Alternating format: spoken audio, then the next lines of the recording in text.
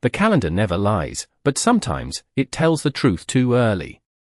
The soft glow of dawn filtered through the floor-to-ceiling windows of Ethan Cole's Manhattan penthouse, casting pale gold reflections across the marble floors as the city slowly came alive beneath him, taxis threading through early traffic like veins of restless energy, the skyline stretching endlessly into a horizon he once believed he controlled, and yet in this quiet moment, standing barefoot with a cup of untouched coffee cooling in his hand, Ethan felt something unfamiliar settle into his chest, something heavier than stress, quieter than fear, something he couldn't name, not yet, his gaze fixed on the sleek digital calendar embedded into the wall beside his kitchen, a system he had designed himself, precise, efficient, incapable of error, and yet there it was, glowing with a quiet certainty that unsettled him more than any boardroom confrontation ever had, the word anniversary, marked in clean white letters across today's date, April 12th, his brow tightening slightly as he stepped closer, his reflection faintly mirrored against the glass surface, sharp jaw, tailored stillness, a man who had built an empire from discipline and foresight, and yet even he knew this was wrong.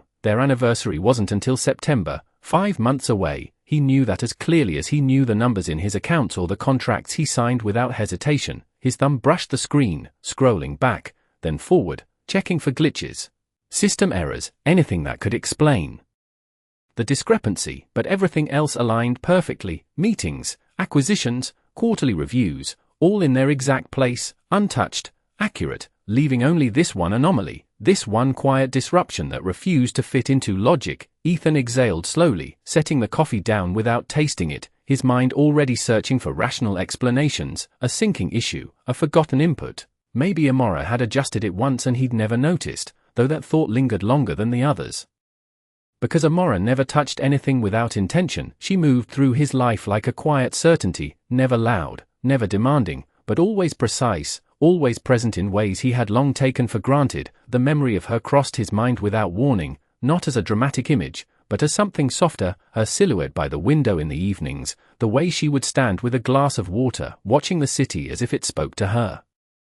In ways it never spoke to him, her voice calm, measured, asking questions he rarely answered fully, not because he didn't hear them, but because he believed there would always be time to explain, time to listen, time to notice. His jaw tightened slightly as another memory surfaced, one he hadn't thought about in weeks, maybe months, the night she had stood in this exact space, her fingers resting lightly against the edge of the counter, her tone almost too gentle to carry weight. If one day I disappear, would you notice before the calendar does?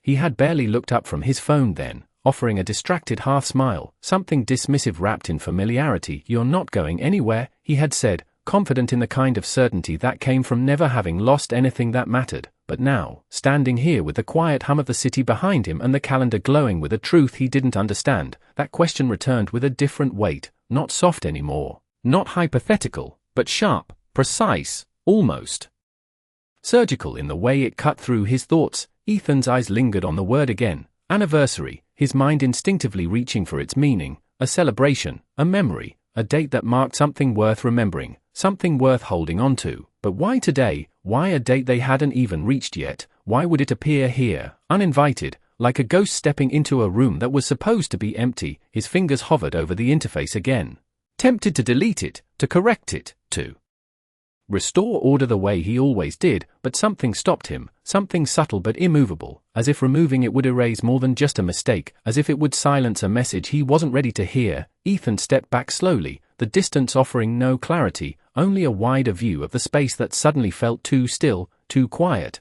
the kind of silence that wasn't peaceful but expectant, as if the room itself was waiting for him to understand something he had overlooked. His gaze drifting briefly toward the hallway, toward the bedroom that had remained untouched in ways he never acknowledged. Amora's absence never announced itself loudly, it existed in the spaces between things, in the way the air felt slightly different, in the absence of small, almost invisible routines, and yet he had adjusted, or at least he believed he had, until now, until a single word on a flawless system refused to align with his understanding of reality. Ethan exhaled again, slower this time, his shoulders squared as if preparing for a negotiation, but there was no opponent here, no contract to dissect, only a question he couldn't ignore anymore. And as the sunlight crept higher across the glass, illuminating the word with a quiet insistence, a thought finally settled into place, not fully formed, not yet understood.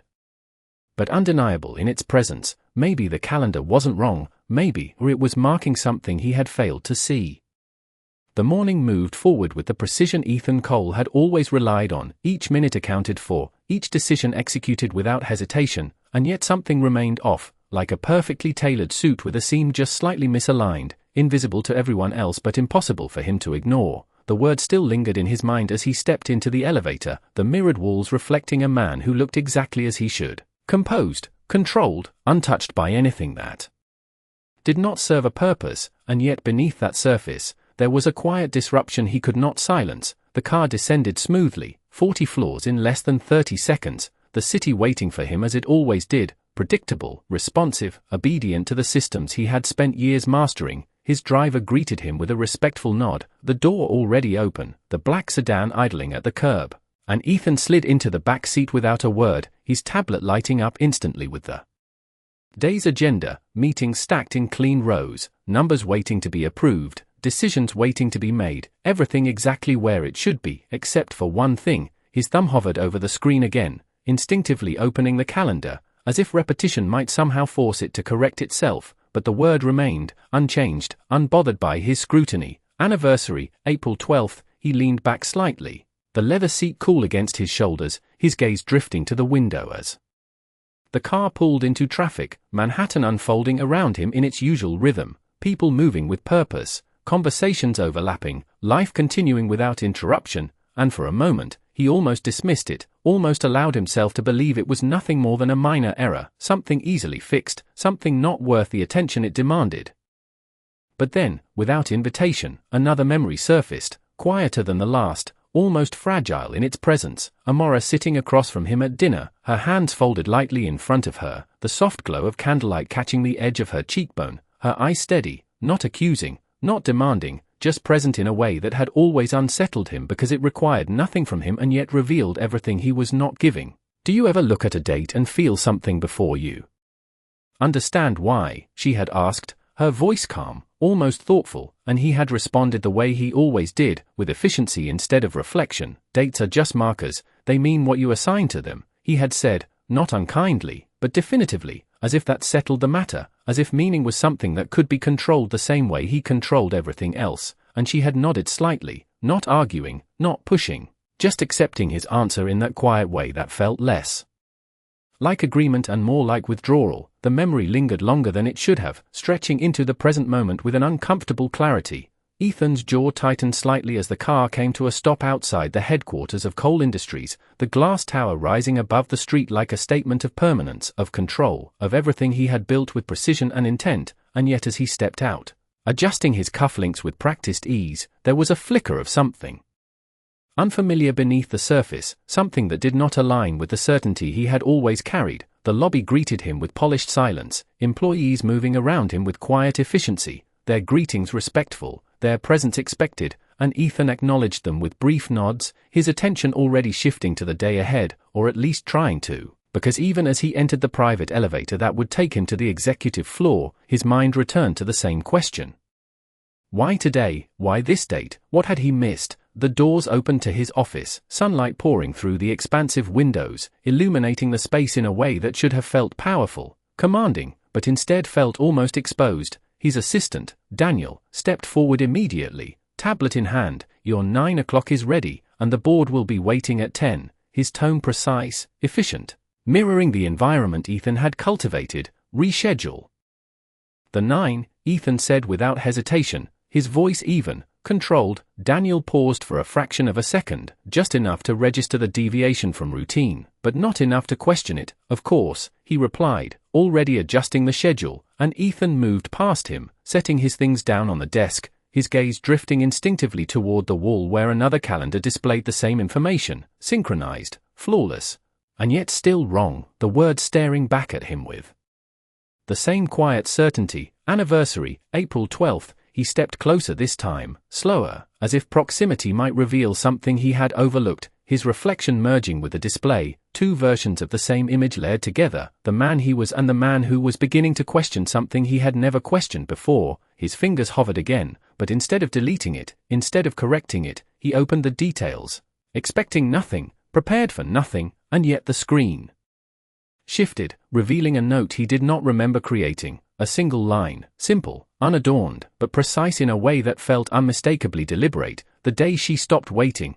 Ethan's breath stilled, not dramatically, not visibly, but enough for him to feel it, enough for something inside him to shift in a way that could not be undone. His eyes remained fixed on the words, reading them once, then again, as if repetition might change their meaning, but they did not change. They settled, they anchored themselves into something deeper than logic, and for the first time since the morning began, Ethan did not reach for an explanation. He did not search for a system error or a rational cause, because somewhere beneath the layers of control he had built so carefully, a quiet understanding began to form, incomplete, uncomfortable, but undeniable, and as the city continued its relentless motion beyond the glass, Ethan Cole stood still, not because he lacked answers, but because he was beginning to realize that the answers had always been there, waiting, not on the calendar, but in the moments he had chosen not to see. The words did not fade when he looked away. They followed him, not as a sound, not as a voice, but as a presence that settled somewhere beneath his usual clarity, and for the first time in years, Ethan Cole found himself sitting at his desk without immediately reaching for a decision, his hands resting flat against the smooth surface as if grounding himself in something solid, something certain, but even the desk beneath his palms felt unfamiliar, as if the world he had built had shifted by a fraction of an inch, just enough to make everything feel slightly off balance. His eyes drifted again to the screen, to the single line that refused to change, the day she stopped waiting, and this time, instead of questioning it, he let the meaning unfold, slowly, carefully. Like a memory he had once dismissed but could no longer ignore, it came back not as one moment, but as many small fragments he had overlooked because they had never demanded his attention. Amora standing in the doorway of his office late one evening, the city dark behind her, her silhouette outlined in soft light. "You are still working," she had said, not accusing, not disappointed, just stating a fact, and he had not even looked up. His voice steady, efficient. "I will be done soon," but soon had turned into midnight, and by the time he walked into the bedroom, the lights were off, her side of the bed untouched in a way that had not registered as anything unusual at the time. Another fragment followed, a Sunday morning he barely remembered, sunlight spilling across the kitchen as she placed a plate in front of him, something simple, something warm. "You skipped dinner last night," she had said quietly, and he had nodded, distracted, already scanning through emails. "I had work."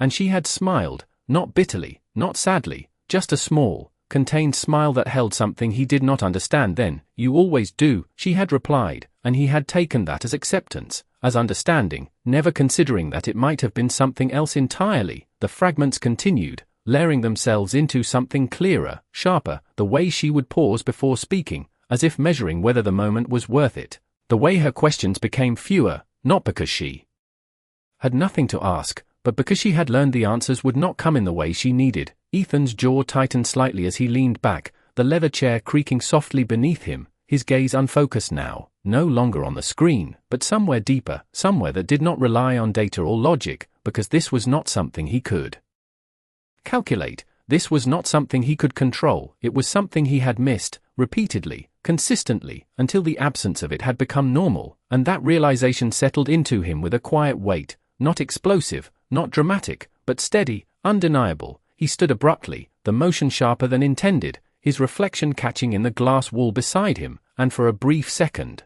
he did not recognize the expression there, not because it was unfamiliar, but because it lacked the certainty he had always carried. His hand moved instinctively, reaching for his phone, scrolling through contacts with the same precision he applied to everything else. Amora's name appeared exactly where it had always been, unchanged, unremoved, as if some part of him had never considered the possibility that it would become irrelevant. His thumb hovered over it, the distance between action and hesitation narrowing to something almost tangible. And then, without fully deciding to, he pressed it. The call rang once, twice, 3 times, each second stretching longer than it should, until the automated voice replaced the sound, calm, impersonal, informing him that the number was no longer in service. Ethan's hand lowered slowly, the phone still in his grasp, the silence that followed not loud, not overwhelming, but absolute in a way that left no room for interpretation. She had not just left, she had removed the path back to her. And that realization did not strike him like a blow. It settled, quietly, like everything else had, but this time, it stayed. His gaze shifted again, not to the calendar, not to the note, but to the space around him, the office, the city beyond, the life that continued exactly as it had before, and yet for the first time, it felt incomplete in a way he could not ignore, because now he understood something he had never needed to understand before: waiting was not infinite. Patience was not permanent, and silence was not acceptance, it was departure. Slow at first, invisible, until one day it was complete, and as Ethan Cole stood there, surrounded by everything he had built, the one thing he had never learned to measure became clear with a precision he could not deny. He had not lost her in a single moment, he had lost her over time, one unnoticed day at a time, until the day she stopped waiting became the only day that mattered. He did not return to the meeting room, not immediately, not because he had forgotten, but because for the first time in years, something else demanded his attention more than numbers, more than decisions, more than control. Ethan Cole stood alone in his office, the city stretching endlessly beyond the glass, and yet his focus remained inward, anchored to a realization that refused to loosen its grip.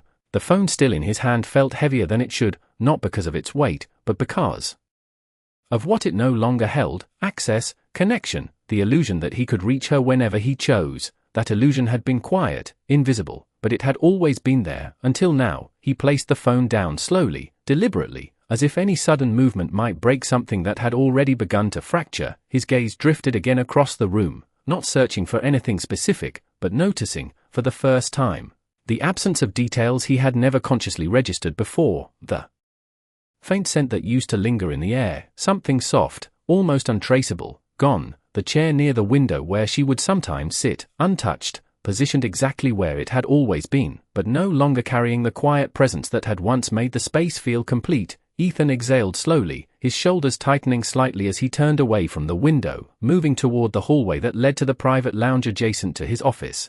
A space rarely used, designed more for appearance than necessity, but as he stepped inside, something shifted, subtle, but undeniable. The room was exactly as it should be, minimalist, elegant, untouched by time, and yet on the small console table near the far wall, there was something that did not belong to the present moment, something that had been left behind not by accident, but with intention: a thin, leather-bound notebook, dark brown, worn just enough to suggest it had been used, but not displayed. Ethan's steps slowed as he approached it, each movement measured, controlled, and yet carrying an unfamiliar hesitation, as if he already understood that whatever waited inside would not align with the version of reality he had maintained for so long. His fingers hovered over the cover for a brief second before he picked it up, the texture smooth beneath his touch, familiar in a way that made his chest tighten slightly. He had seen it before, countless times, always in her hands, always closed, always respected as something private, something he had never felt the need to explore, because he had assumed that what mattered would be shared with him directly. That assumption now felt incomplete,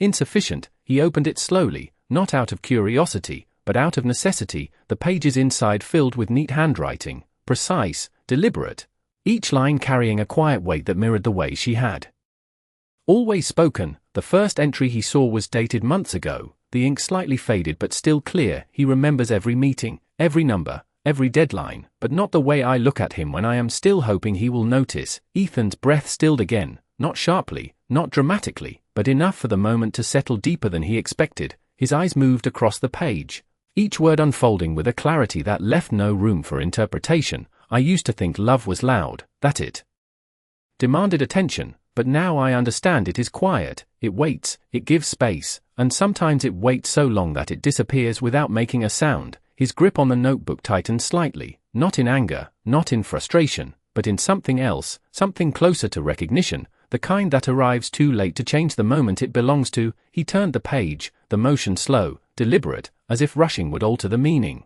Another entry, closer to the present, the handwriting steadier, more resolved. Today I realized something simple. I am not competing with another person, I am competing with his absence. An absence always wins when it is consistent. Ethan's jaw tightened, the words settling into him with a precision that felt almost surgical, because there was no accusation in them, no blame, only observation, only truth, and that made them harder to dismiss, harder to defend against. He turned another page, his movements now quieter, more careful, as if he were handling something fragile, something that could break if approached without intention. The final entry was short, almost unfinished, the ink darker, fresher, there is a date I will remember, not because of what happened, but because of what finally ended, the day I stopped waiting for him to see me. Ethan's eyes remained fixed on the sentence long after he finished reading it, the silence in the room expanding around him, not empty, but full of something he could no longer ignore, the calendar, the note,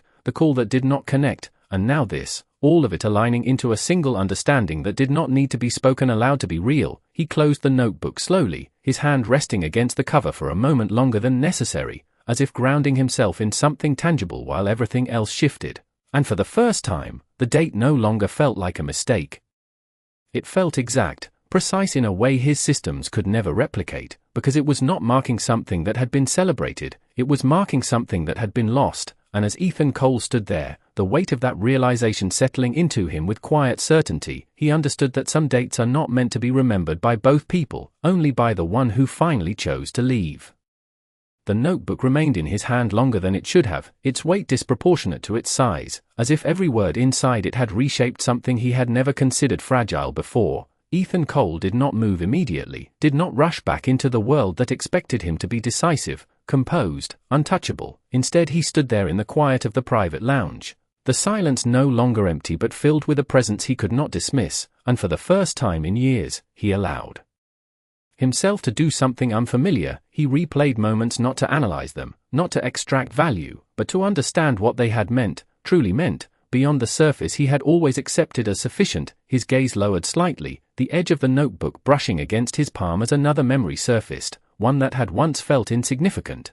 A late evening when the city lights shimmered against the windows and Amora stood beside him, her reflection faint in the glass. "Do you know what I love most about this view?" she had asked softly, and he had answered without thinking, "The scale," because that was what he saw. Always, numbers, magnitude, expansion, but she had smiled, a quiet, almost distant smile. "It is not the size," she had said, "it is the lights that stay on, even when no one is looking." He had not responded then, not because he disagreed, but because he did not see the point of the distinction, and now, standing here, that moment returned with a clarity that felt almost precise in its timing, because now he understood that she had never been asking about the city, she had been asking about him, about what remained when attention was gone, about what endured when no one was watching. Ethan exhaled slowly, his shoulders lowering slightly, not in defeat, but in recognition, a subtle shift that no one else would notice, but that he could no longer ignore. He placed the notebook back on the console table, carefully, deliberately, as if returning it to its place mattered more now than it ever had before. His fingers lingered on the cover for a brief moment before he stepped back, creating distance not from the object, but from the version of himself that had once believed it unnecessary to look inside it. The office beyond the lounge felt different as he walked back through the doorway. Not because anything had changed, but because he had. The glass walls still reflected the same skyline, the same structured order, the same controlled environment he had built, and yet now it all felt incomplete in a way that no amount of precision could correct. His phone buzzed lightly against the desk, a reminder of the world that continued to expect him to function without interruption. Daniel's voice came through the intercom, steady, respectful. "The board is ready whenever you are." Ethan paused, his gaze shifting briefly toward the calendar once more, the words still there, unchanged, uncorrected, and for a moment, he considered ignoring it again, stepping back into the rhythm he knew, the rhythm that had never failed him. But this time, the thought did not settle, it passed, leaving something else in its place, something quieter but far more persistent. "Reschedule the board," he said, his voice even, but carrying a weight that had not been there before. There was a brief pause on the other end, not of confusion, but of adjustment. "Of course, when would you like to move it?" Daniel asked. "Tomorrow," Ethan replied, and then added, almost without thinking, "Clear the rest of today." The silence that followed was slightly longer, just enough to acknowledge that this was not a request he made lightly, but still, it was accepted, because Ethan Cole did not make decisions without reason, even when that reason was not yet visible to anyone else. "It will be done," Daniel responded, and the line went quiet again, leaving Ethan alone in a way that felt different from before, not isolated, but intentional. He moved slowly toward his desk, his hand reaching for the drawer he rarely opened, the one that held personal items, things that existed outside of strategy, outside of necessity. Inside, neatly placed, was a small velvet box, dark, understated. He opened it without hesitation, the ring inside catching the light in a way that felt almost distant, as if it belonged to a version of time that no longer aligned with the present. He had not removed it out of anger, not out of pain, but out of habit, something that had happened gradually, without ceremony, without acknowledgement, just as everything else had. His thumb brushed lightly against the edge of the ring, not as a gesture of sentiment, but as a recognition of what it represented, not just commitment, but attention, presence.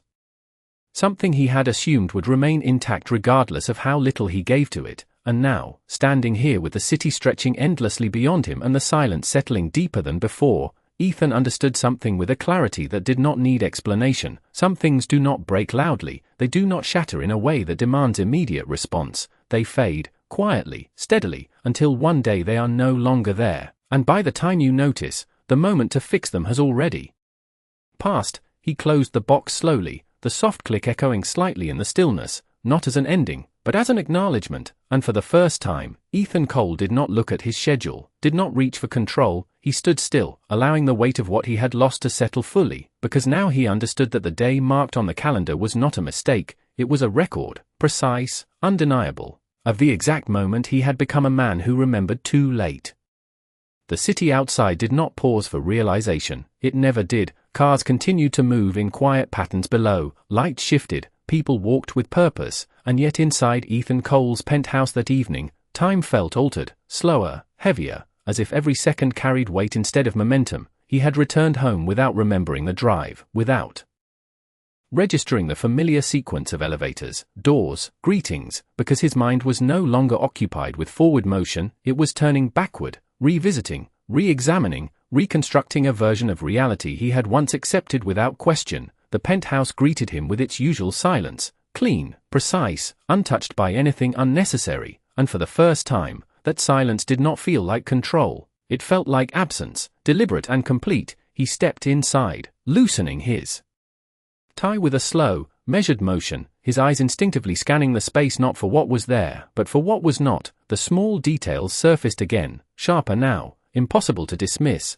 The empty space on the kitchen counter where a ceramic bowl had once held fresh fruit that he never ate but she always replaced, the faint indentation on the couch where she used to sit with a book, her presence quiet but constant, the absence of soft music that used to play low in the evenings, not loud enough to interrupt his thoughts, but present enough to fill the gaps he never noticed. Ethan moved further inside, his steps slower now, deliberate, as if walking through a place that no longer belonged entirely to him. His hand brushed lightly against the edge of the dining table, the surface cool, untouched, and a memory surfaced without warning. Amora standing at this exact spot, adjusting a simple arrangement of flowers.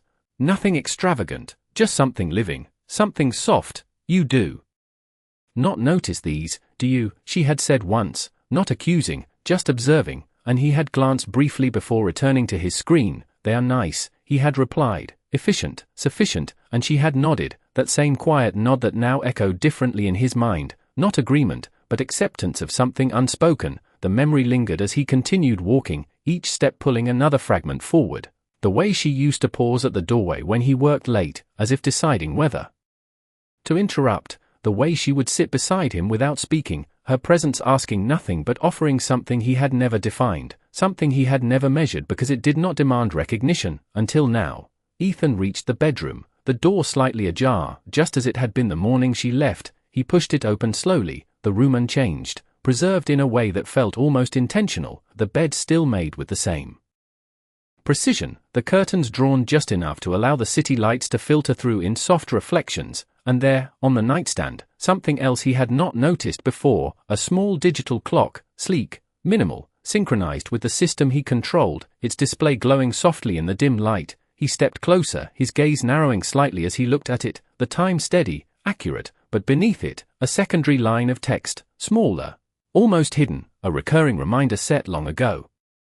One he had never paid attention to because it had never been relevant to him, until now. The words read simply, "Look at her when she speaks." Ethan's breath slowed, not abruptly, but enough for the moment to settle deeper than the others. His eyes remained fixed on the phrase, reading it again, as if repetition might change its meaning, but it did not change. It clarified, it aligned with everything else, the notebook, the calendar, the silence, all of it forming a pattern that was no longer subtle, no longer ignorable. He reached out, his fingers hovering over the device, not to delete the reminder, not to silence it, but simply to confirm it was real, that it had always been there, quietly existing in the background of a life he believed he understood completely. And as he stood there, the realization did not arrive as a sudden revelation. It unfolded, steadily, piece by piece, until it became undeniable. She had not been asking for grand gestures, not for time he did not have.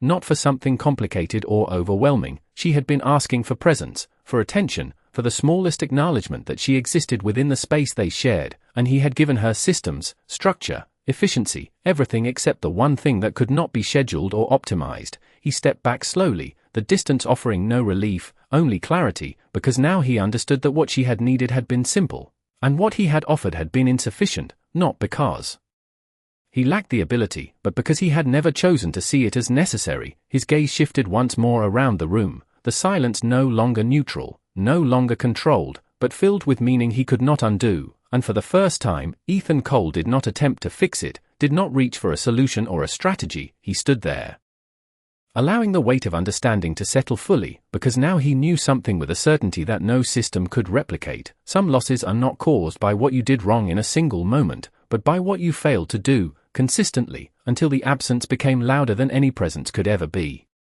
The night did not offer him rest, it never truly had, but this time it refused to let him escape into the familiar comfort of exhaustion. Ethan Cole stood by the window long after the city had dimmed into a quieter version of itself, the skyline no longer sharp with ambition but softened by distance and silence, and for the first time in years, he was not thinking about what came next, he was thinking about what had already passed, the moments that had not demanded urgency but had carried meaning he failed to measure. His reflection faintly visible in the glass looked unchanged, still composed, still controlled, and yet there was something different in the stillness of his gaze, something less certain, more aware, as if the man looking back at him had begun to recognize a truth that could not be undone. His phone rested untouched on the table behind him, the world waiting, as it always did, for his next move.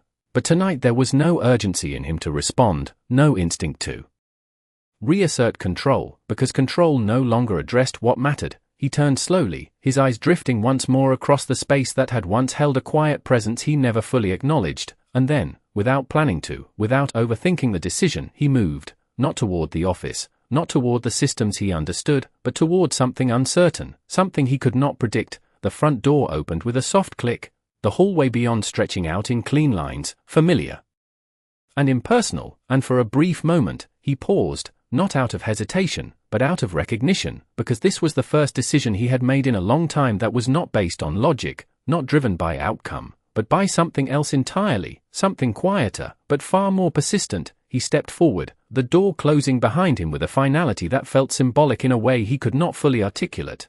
The elevator descended in silence, the numbers lighting up one by one, and for once, he did not check his phone, did not calculate time. He simply stood, allowing the moment to exist without interruption. When the doors opened to the lobby, the doorman greeted him with the same respectful nod as always, but there was a subtle shift in Ethan's response, a brief pause, a returned acknowledgement that carried more presence than habit. The night air outside was cool, the kind that settled against the skin and reminded you that time was moving whether you noticed or not, and as he stepped onto the sidewalk, the city no longer felt like something he controlled, it felt like something he was moving through, something independent of him, something that continued regardless of his awareness. He did not call for the car, did not summon the structure he was accustomed to. Instead he began to walk, the movement unfamiliar at first, not in action, but in intention, because there was no destination mapped out, no clear endpoint, only a direction shaped by memory. The streets unfolded around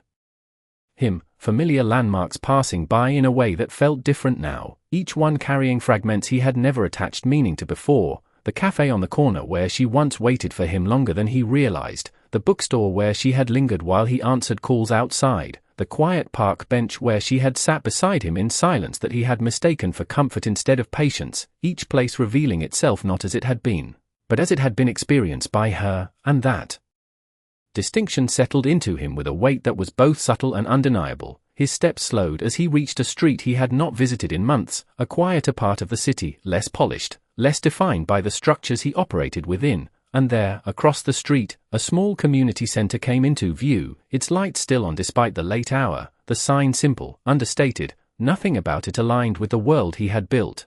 And yet something about it felt familiar, not because he had spent time there, but because she had mentioned it once, briefly, in passing, something about volunteering, about teaching, about giving time in ways that could not be measured in profit or outcome, he had nodded then, acknowledging without engaging, filing it away as something that did not require his attention, and now, standing across from it, that moment returned with a clarity that felt almost intentional. The door opened and a few people stepped out, their expressions calm, unhurried, and then, for a fraction of a second, he saw her, not clearly, not fully, just a glimpse, a silhouette moving within the warm light, her posture familiar in a way that did not require confirmation. His breath slowed, not in shock, not in urgency, but in recognition. He did not call out, did not move forward immediately, because something within him understood that this moment was not about reclaiming, not about interrupting, it was about seeing, truly seeing, without expectation, without assumption,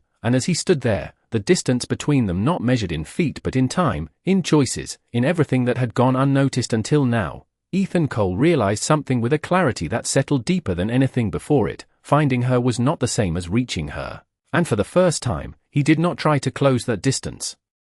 He simply stood, allowing himself to understand what it meant to finally see her, even if it was from afar. He did not move immediately, not because he was unsure, but because for the first time, he understood that movement itself carried meaning, and meaning required intention. Ethan Cole stood across the street as the warm light from the community center spilled softly onto the pavement, illuminating a version of the world he had never taken the time to enter, a world where time was not measured in contracts or outcomes, but in presence. In moments given without expectation, his gaze remained steady, fixed on the doorway where she had appeared only seconds ago, and yet it felt like he had been waiting far longer than that, not consciously, not deliberately, but in the quiet accumulation of everything he had failed to understand. The door opened again, and this time she stepped out fully, Amora Bennett, her posture unchanged in its quiet grace, her presence neither diminished nor exaggerated, simply certain.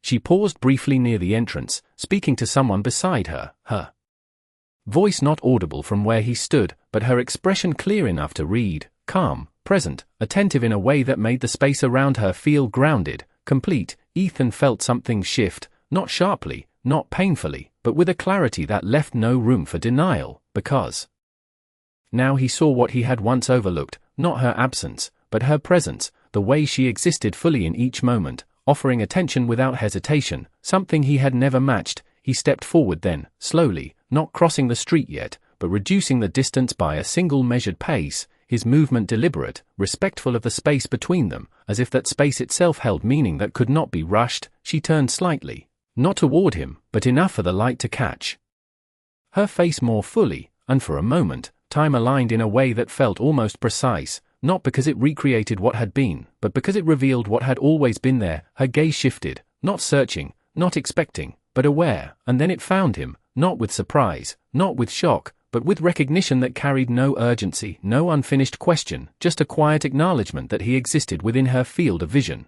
And nothing more. Ethan stopped there, on the edge of the sidewalk, the distance between them no longer defined by uncertainty, but by choice. He did not call her name, did not close the space immediately, because something within him understood that this moment was not about reclaiming what had been lost, it was about standing honestly within what remained. Her expression did not change dramatically, did not soften or harden, it remained steady, composed, the same way it had always been. But now he understood that steadiness was not passive, it was intentional, it was chosen, and that realization settled into him with a quiet weight. He crossed the street then, each step measured, not hesitant, but aware that every movement now carried meaning he could no longer ignore. When he reached her, he stopped at a respectful distance, close enough to speak, far enough to acknowledge that proximity was no longer assumed. The silence between them was not empty, it was precise, holding everything that had not been said, everything that no longer needed to be. Ethan's voice, when it came, was quieter than usual, not lacking strength, but stripped of the control that had once defined it. I saw the date, he said, not as an explanation, not as a defense, but as a statement of understanding. Her gaze remained steady on him, not questioning, not confirming, simply present, and after a brief moment, she nodded once. A small, contained movement that carried more meaning than any extended conversation could have. I know, she replied, her voice calm, unforced, the words neither cold nor warm, simply true. the city moved around them, distant sounds filling the background without interrupting the stillness of the moment. Ethan exhaled slowly, not out of tension, but as if releasing something he had carried without realizing it. I did not understand it before, he continued, the words measured, deliberate. What it meant. There was no urgency in his tone, no attempt to justify or explain, only acknowledgement, and for a moment, that was enough. Amora regarded him quietly, her eyes holding his not with expectation, but with clarity, and then she spoke, her voice soft but precise. You understood what you chose to understand, she said, not as an accusation, not as a wound, but as a simple truth that did not require defense.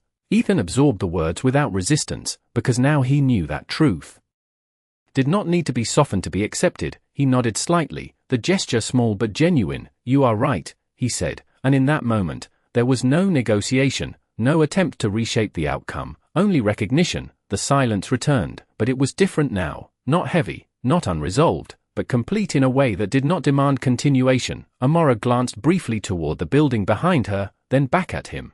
And when she spoke again, her words carried the same quiet certainty that had always defined her. Take care of what you notice next, she said, the sentence simple, but layered with meaning that extended beyond the moment, beyond them. Ethan held her gaze for a second longer, not to prolong it, but to acknowledge it fully, and then he nodded once more, not as agreement, but as understanding. She turned then, without hesitation, without looking back, her step steady as she walked toward the path she had already chosen, and Ethan did not follow, did not call out.